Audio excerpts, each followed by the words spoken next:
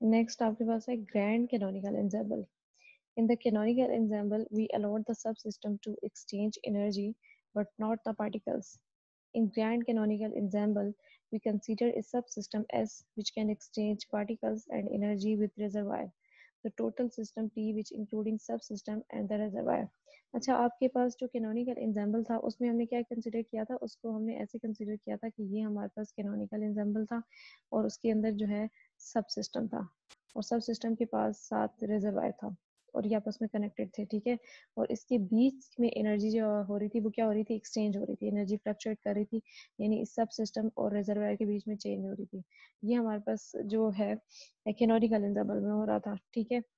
और जो आपके पास और इस सिर्फ एनर्जी चेंज हो रही थी आपस में, ठीक है. हम कैनोनिकल एंसेंबल में कहते हैं कि हमारे पास नंबर ऑफ पार्टिकल्स v और आपके पास t जो है ये रह रहा था, कांस्टेंट रह रहा होता है, ठीक है. तो टी को मेंटेन करने के लिए हमने रिजर्वायर लगा होता है ओवरऑल टी को कांस्टेंट रखने के लिए, और इसीलिए ही एनर्जी फ्लक्चुएट कर रही होती है.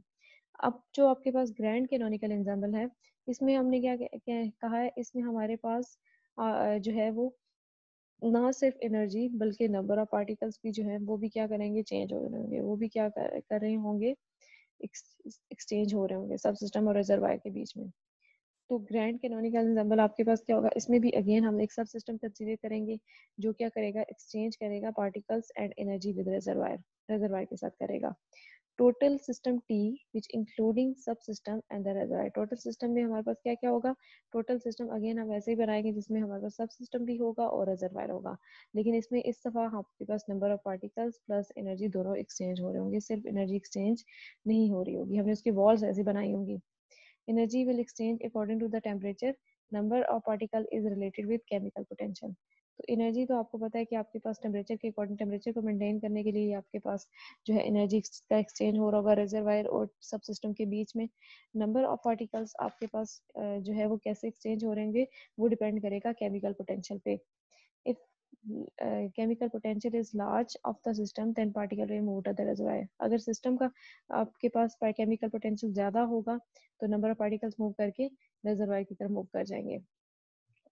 Bye definition of the grand canonical ensemble हमारे पास टोटल एनर्जी क्या है, E T equals to E S plus E R, यानी energy of subsystem plus energy of reservoir. इसी तरह आपके पास टोटल नंबर ऑफ पार्टिकल्स क्या होंगे, नंबर ऑफ पार्टिकल्स इन सब system plus number of particles in reservoir, यानी overall constant रह रहे हैं. और E are is very very greater than E S, यानी सब सिस्टम हमारे पास बहुत छोटा है जिसमें से ई आर जो है पार्टिकल्स ये एनर्जी एनर्जी ऑफ रिजर्वायर जो है वो बहुत बड़ी होगी. इसी तरह नंबर ऑफ पार्टिकल्स भी आपके रिजर्वायर्स के ग्रेटर होंगे as compare to number of सब system.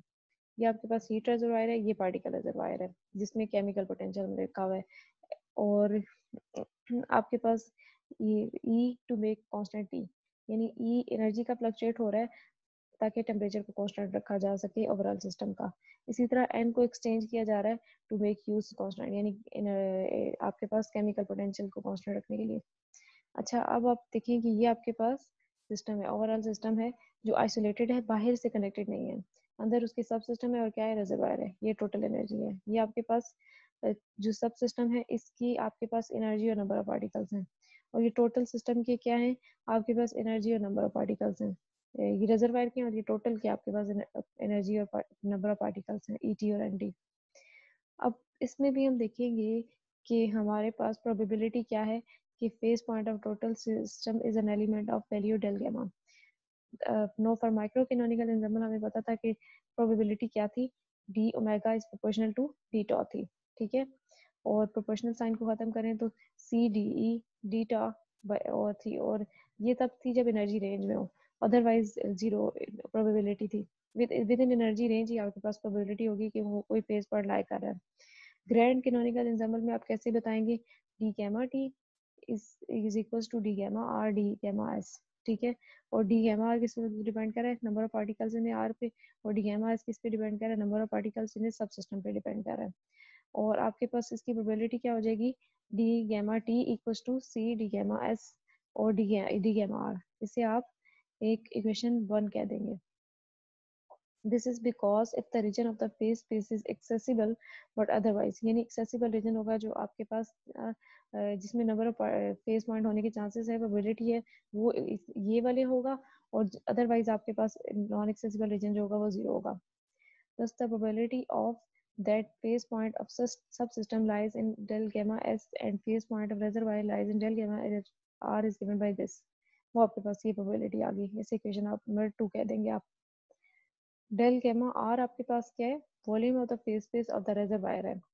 Now we have to calculate gamma r, that is if we know that the subsystem is accessible. चलें, एंट्रोपी आप रेजरवायर आपके पास क्या होता है आपको पता है. एंट्रोपी आपके पास sigma R equals to log del gamma R है. ठीक है, और डेल गैमा आर आपके पास क्या है, आप इस पे अगर एंटी लॉग लगाएंगे तो आपके पास एक्सपोनेंशियल की टर्म में आ जाएगा गैमा आर एन आर. ठीक है, और एन आर का मतलब क्या है कि आपके पास अगर उसकी एनर्जी लिखेंगे तो ई आर और एन आर बन जाएगा. यहाँ पे आपके पास ई टी क्या हो जाएगा, E S plus E R, और ई आर किसके इक्वल होगा, E T minus E S. Similarly आपके पास एन टी इक्वल्स टू क्या हो जाएगा, N R plus N S, और एन आर क्या हो जाएगा, N T minus N S. ठीक है, तो यहाँ पे ई आर किसके इक्वल आ जाएगा, E T minus E S, और एन आर किसके इक्वल आ जाएगा, N T minus N N S के इक्वल आ जाएगा. ये एनर्जी की फॉर्म हमने लिखी थी पहले, हमने रिजर्व वायर की लिखी हुई थी एनर्जी, और एन आर हमने उसके नंबर ऑफ पार्टिकल्स रखे थे. अब क्योंकि हम जानते हैं कि टोटल एनर्जी जो किसकी इक्वल होती है, इस प्लस ई आर की इक्वल होती है, तो यहाँ से ई आर की हमने वैल्यू निकाली ताकि हमारे पास जो है एक्सपोनेंशियल टर्म में जो सिग्मा बन रहा है उसमें एनर्जी हम टोटल सिस्टम और सब सिस्टम की फॉर्म में लिख सकें. तो ये हमने ऐसे करके लिख लिया. अब आपके पास इक्वेशन प्रोबेबिलिटी में जब हम डेल गैमा आर की वैल्यू पुट करेंगे तो क्या आ जाएगा आपके पास, d gamma S equals to C exponential term gamma R और डी गैमा एस आर है आपके पास. ठीक है, अब आप देखें कि आपके पास जो ये वाली टर्म है इसको हम कंसीडर करते हैं जो एक्सपोनेंशियल टर्म है.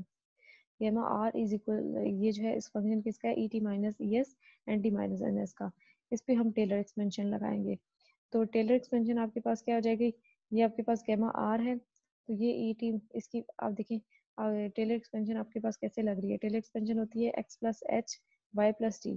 तो पहला एफ एक्स वाई आ जाता है, दूसरा आपके पास टर्म क्या आ जाती है, plus H partial F X Y by partial X plus G और partial F by partial Y. ठीक है, यानी आपके पास अभी इस टर्म में ये टर्म आपके पास ये है, ये टर्म आपके पास ये है. सिमिलरली जो है ये टर्म आपके पास ये होगी, ये एच है. ठीक है, इसी तरह ये वाई है और ये जी है.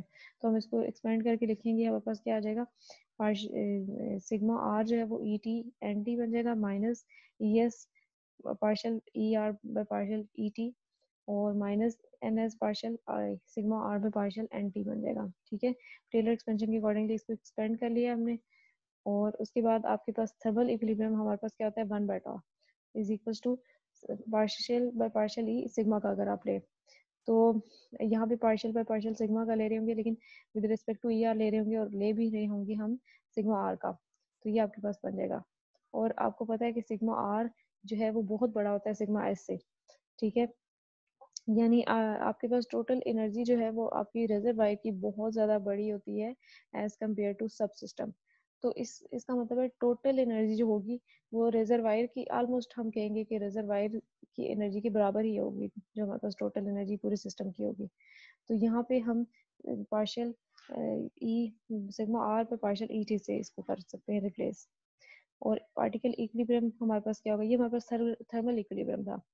सिमिलरली अगर हमने पार्टिकल इक्विलिब्रियम लेना है तो हमारे पास minus mu by tau equals to partial sigma by partial N आ जाएगा. और अब यहाँ पे हम रिजर्वायर के पॉइंट रिस्पेक्ट से ले रहे हैं तो partial sigma R by partial N R बन जाएगा, और यहाँ पे partial sigma R by partial N T बन जाएगा. ठीक है, ये आपके पास आ जाएगा.